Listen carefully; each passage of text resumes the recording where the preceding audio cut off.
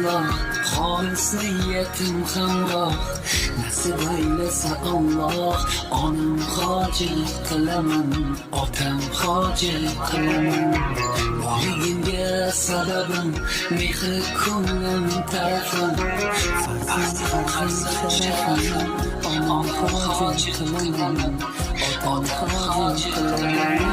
Jannat onam poyida, otamning duoida, menga eng foyda. Onam hoji qilaman, otam hoji qilaman.